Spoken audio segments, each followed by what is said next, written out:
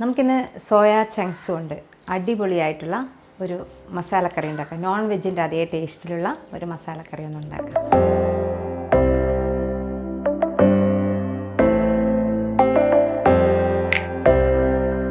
അപ്പോൾ നമുക്കത് ഉണ്ടാക്കുന്നതിന് ആദ്യം നമുക്ക് മസാലകൾ, അതായത് മസാല ഉണ്ടാക്കണം ആദ്യം. അപ്പോൾ നമുക്ക് എന്തൊക്കെ മസാലകൾ ഒന്ന് വറുത്തെടുത്ത് ഒന്ന് പൊടിച്ചെടുക്കണം. നമുക്ക് ഇതിലേക്ക് ഗ്രാമ്പു ഏതാണ്ട് ഒരു ടീസ്പൂൺ വരും, ഏതാണ്ട് ഒരു 10-12 എണ്ണം വരും ഇത്. അത് നമുക്കിതിലേക്ക് ചേർത്ത് കൊടുക്കാം. അതിനുശേഷം നമുക്ക് ഇതിലേക്ക് കറുവാപ്പട്ട, അത് നമുക്ക് ഇതിലേക്ക് ചേർത്ത് കൊടുക്കാം. പിന്നെ നമുക്ക് മല്ലി ഏതാണ്ട് ഒരു 2 ടേബിൾ സ്പൂൺ മല്ലി. പിന്നെ അതുകൂടാതെ നമുക്ക് വേണ്ടത് പെരിഞ്ജീരകമാണ്. പെരിഞ്ജീരകം 2 ടേബിൾ സ്പൂൺ. പിന്നെ കുരുമുളക് വേണം, കുരുമുളക് 1 ടേബിൾ സ്പൂൺ. പിന്നെ നമ്മൾ കറിക്കൊക്കെ അരയ്ക്കുന്ന സാദാ ജീരകം, ക്യുമിൻ സീഡ് 1 ടേബിൾ സ്പൂൺ. പിന്നെ അതുകൂടാതെ തന്നെ ജാതിപത്രി, അതിൻ്റെ ജാതിപത്രിയുടെ കുരുവും കിട്ടും, അതെല്ലാം കിട്ടും. അപ്പോൾ ജാതിപത്രിയുടെ ഉള്ളിലെ സീഡും കിട്ടും. ഞാനിതിലേക്ക് ചേർത്തത് നട്ട്മേസ്, ജാതിപത്രിയുടെ പുറം തൊലി, ഒരു ഫ്ലേവറിന് വേണ്ടി, നല്ലൊരു ഫ്ലേവറായത്. അപ്പോൾ അതും കൂടെ ഇതിലേക്ക് ചേർത്തു. പിന്നെ ഇതിലേക്ക് ഞാൻ ചേർക്കുന്നത് 2 ഏലക്കായ് ചേർക്കും. അതും കൂടെ നമുക്കിതിലേക്ക് ചേർത്ത് കൊടുത്ത് ഇതിനെ നല്ലപോലെ ഇളക്കി നന്നായിട്ട് ഇനി ഒന്ന് വറുത്തെടുക്കാം. ഇതിന് ഏതാണ്ട് ഒരു പൊടിക്കാനുള്ളൊരു പാകം, ഇതിൻ്റെ ഒരു പച്ച മണമൊക്കെ മാറി ഏതാണ്ട് ഒരു പൊടിക്കാനുള്ളൊരു പാകം. അപ്പോൾ ഇനി നമുക്ക് ചൂടാറിയതിന് ശേഷം നമുക്കിതൊന്ന് പൊടിച്ചെടുത്തു. നമ്മളിപ്പോൾ ഏതാണ്ട് ഇപ്പോൾ നമുക്ക് ഈ ഒരു കറിക്ക് മാത്രമല്ല കേട്ടോ, ഇതിപ്പോൾ ഒരു 2-3 കറിക്ക് നമുക്ക് യൂസ് ചെയ്യാം. എയർ ടൈറ്റിലുള്ള ഒരു ഡബ്ബയിൽ അടച്ച് വെച്ച് നമുക്ക് പിന്നെയും നമുക്ക് യൂസ് ചെയ്യാം. അപ്പോൾ നമുക്കിനി അടുത്തതായി ചെയ്യേണ്ടത്, ആദ്യം ഞാനിതിലേക്കൊരു പാൻ വെച്ചു. ഞാനിതിലേക്കൊരു 4 ടേബിൾ സ്പൂൺ എണ്ണ ചേർത്ത് കൊടുക്കുകയാണേ, 4 ടേബിൾ സ്പൂൺ. പിന്നെ അടുത്തതായി ഇതിലേക്ക് എണ്ണ നല്ലപോലെ ചൂടാകുമ്പോൾ നമുക്കിതിലേക്ക് സവാള, ഏതാണ്ട് ഒരു മീഡിയം സൈസിലുള്ള ഒരു 4 സവാള വളരെ ചെറുതായി അരിഞ്ഞതാണ്, അത് നമുക്കിതിലേക്ക് ചേർത്ത് കൊടുക്കാം.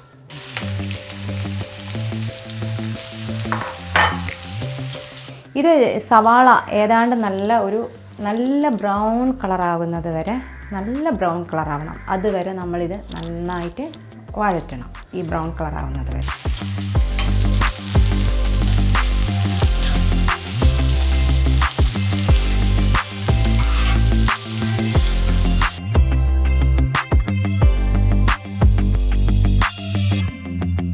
ഈ സവാള നല്ല രീതിയിൽ വഴഞ്ഞ് വരണം. നമ്മളൊരു സമയം എടുത്തിട്ട് തന്നെ ഇതിനെ ഒന്ന് വഴറ്റി നല്ല ബ്രൗൺ കളറാകുന്നത് വരെ വഴറ്റി കൊണ്ടുവരണം. നമുക്കിപ്പോൾ ഈ സവാളക്ക് പകരം ആണെങ്കിൽ ചെറിയ ഉള്ളി ചേർത്താൽ കുറച്ചും കൂടെ ടേസ്റ്റ് ആയിരിക്കും. ചെറിയ ഉള്ളിയാണ് ഇഷ്ടമെങ്കിൽ അത് ചേർത്ത് കൊടുക്കാം.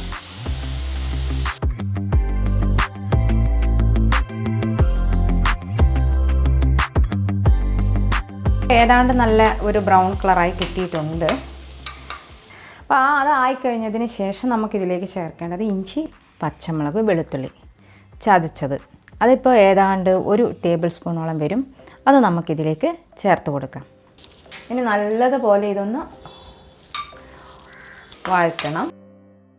നമുക്കിങ്ങനെ അടിയിൽ അടിയിലിങ്ങനെ പിടിക്കുന്നുണ്ടോയെന്ന് തോന്നിക്കഴിഞ്ഞാൽ നമുക്കിതിലേക്കൊരു 2 ടേബിൾ സ്പൂൺ ചൂടുവെള്ളം ചേർത്ത് കൊടുക്കാം. അപ്പോൾ അടി പിടിക്കുന്നതങ്ങ് മാറിക്കിട്ടും. ഇനി ഇതിനെ 1 മിനിറ്റും കൂടെ ഇങ്ങനെ ഒന്ന് വഴറ്റണം.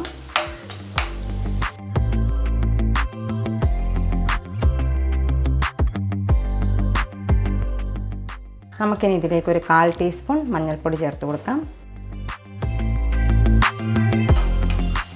ഇത് നല്ലപോലെ ഒന്ന് ഇളക്കുക. അതുകൂടാതെ ഞാനിതിലേക്ക് കാശ്മീരി റെഡ് ചില്ലി പൗഡറാണ്, അത് ഏതാണ്ട് നമുക്കിതിലേക്ക് 1.5 table spoon Kashmiri red chilli powder ചേർത്ത് കൊടുക്കാം. പിന്നെ നമുക്കിതിലേക്ക് ചേർക്കേണ്ടത് മല്ലിപ്പൊടിയാണ്, ഏതാണ്ട് 2 ടേബിൾ സ്പൂൺ മല്ലിപ്പൊടി. അതും കൂടെ ചേർത്ത് കൊടുത്ത് നല്ലപോലെ ഒന്ന് മിക്സ് ചെയ്യാം.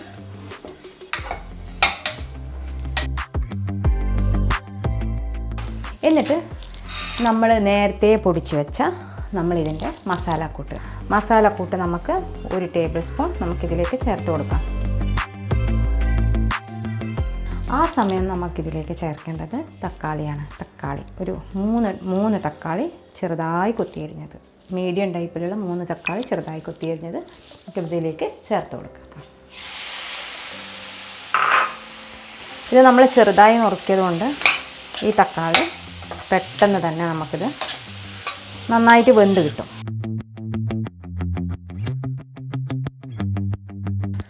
ഇത് ചേർത്ത് കൊടുത്ത് ഇത് നല്ലപോലെ മിക്സായി എല്ലാം നല്ല പേസ്റ്റ് ആയിട്ടുണ്ട്. തക്കാളി നല്ല പേസ്റ്റ് ആയിട്ടുണ്ട്. നമുക്ക് ഈ സമയം നമുക്കിതിലേക്ക് കുറച്ച് വെള്ളം ഒഴിച്ചു കൊടുക്കാം.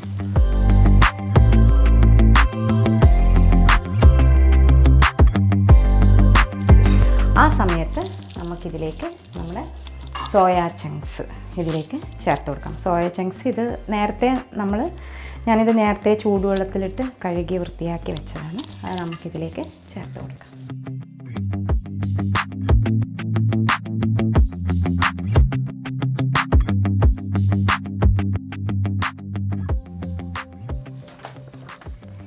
ഇനി നമുക്കിതിലേക്ക് വേവാൻ ആവശ്യമായ വെള്ളം ചേർക്കുക.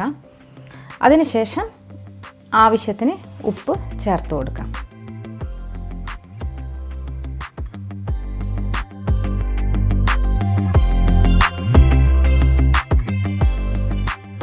ഇനി ഇതിനെ അടച്ച് വെച്ച് ഒരു 5 മിനിറ്റ് ഇതിനെ ഒന്ന് വേവിച്ചെടുക്കാം. അപ്പോൾ നല്ലപോലെ തിളച്ച് വെള്ളം വറ്റി നല്ല പാകമായി വന്നിട്ടുണ്ട്. നമുക്കിന്ന് തുറന്ന് നോക്കാം.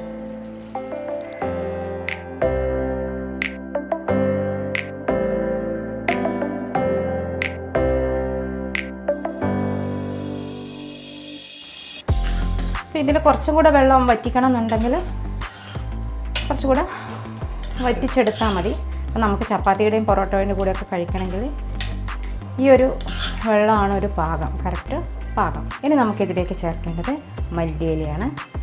മല്ലിയില ചേർത്ത് കൊടുക്കാം.